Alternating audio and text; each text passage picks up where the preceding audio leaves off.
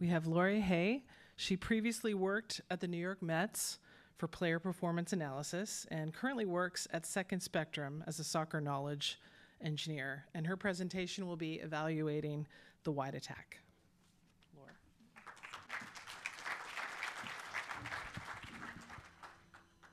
Hello, my name is Lori He. My presentation is to identify and evaluate the wide attack sequences. The data is WSL 23 to 24 season. I didn't combine the both leagues data because I think the play style and strategies are different. Given more time, I like to apply this to the WSL data and as a separate project. So the objective is to evaluate the actions after a player receives a pass in the wide attack area. And I define the wide attack area as the area outside of the box, and it's in the attacking third. There are 3 steps. First, define the success of this sequence. Second, build a model to use the game context to evaluate how difficult it is to succeed the attack. Third is to evaluate and rank players based on the model. So the candidate sequences, I use both tracking data and event data to find the receiving frame. And the ball receiving frame is the start of the sequence. And also with this frame, I find the receiving location to see if it is in the area I want it to be. There's some details. How I get the receive frames during the pass when the ball first time become less than 2 meters to the pass receiver. It's not exactly at the receiver yet, but I think that's the moment the receiver will move her body, her muscle to do that receiving action. So that's the start of the sequence. The end of the sequence is 2 events after the start, either pass or shot, and at the second event, the sequence ends. How I define the success is during those 2 events, if I add any one of them, the ball's new location is at least 2 meters closer to the goal comparing to the start. It's a first step to be a success. The second criteria is from start to when the ball gets the first criteria, the attacking team has to maintain the possession. Here's an example. So at the start of the sequence, Jessica Carter got the ball where it's 42.04 from the goal. Second, the first event is Jessica Carter moved the ball into a bit, then she passed at location is 40.38 from the goal. The difference is close to 2 meters, but not yet. At the second event, she has passed the ball to Sophie Ingley. She passed the ball at a location that's 34.68 meters from the goal, and the difference was like 7 point something meters.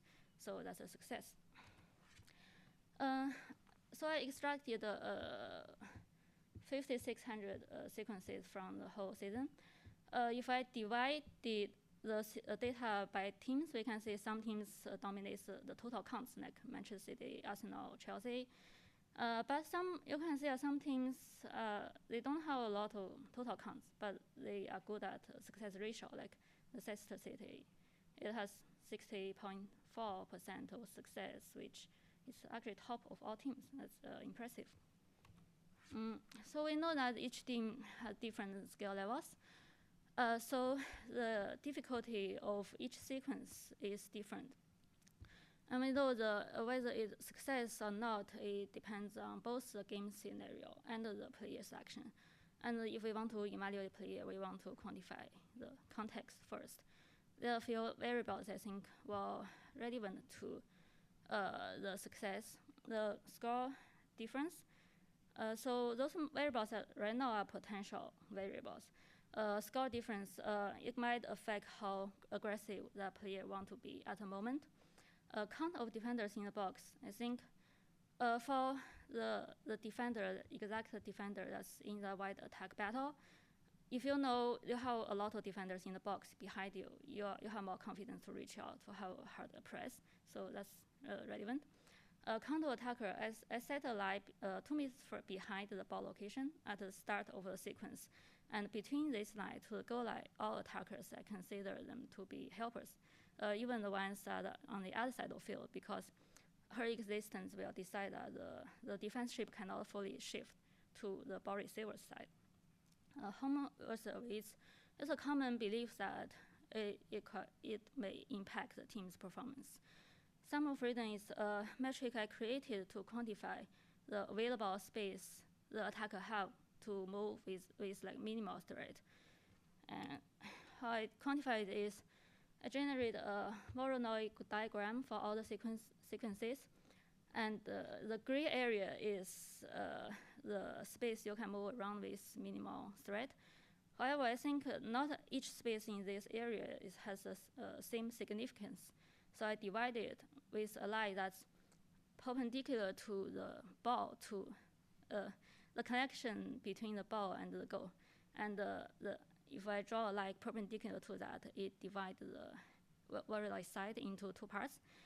Then I locked the area that's further from the goal, which is like less important.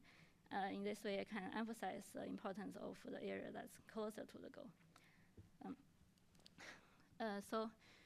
Among all the sum of freedom I calculated, I think the mean is like 67, and the median is 42 something. And in this case, this scenario has SOF of like 166, which is pretty good, and the result of these sequences is success. In this second example, it has 50 square meters, which is less than the first case, and the result of this one was non-success. And further exploration shows that among all the variables I was interested in, the sum of freedom, the attacker count, and the defender in the box count all have a considerable correlation with our target variable, the success. With all those variables, I built a few classification models, and the performance of the model suggests that around 60% to 65% of the sequence result can be, the variance of the result can be explained by the game context, and the rest of the variances should be highly affected by the player's actions.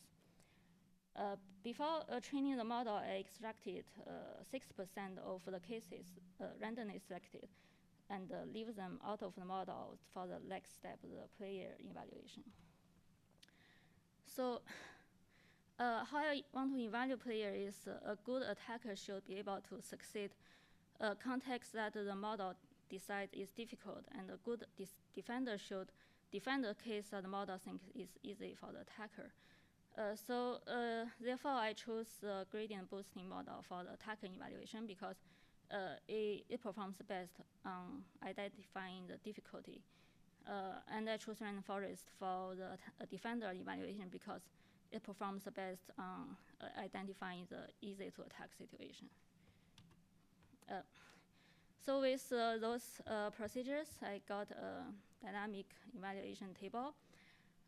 So I think a coach can read this table depending on what the coach leads.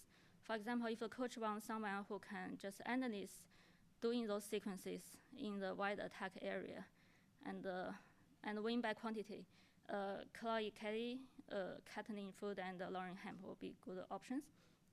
But if the coach thinks the team might not get a lot of chances and want some player to catch the precious chances very well, Andrea Leon is a good option.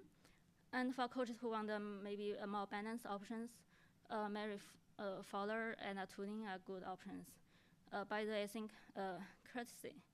Kirsty Hansen, she plays direct, simple, and strong, and this stats reflects how much value that is.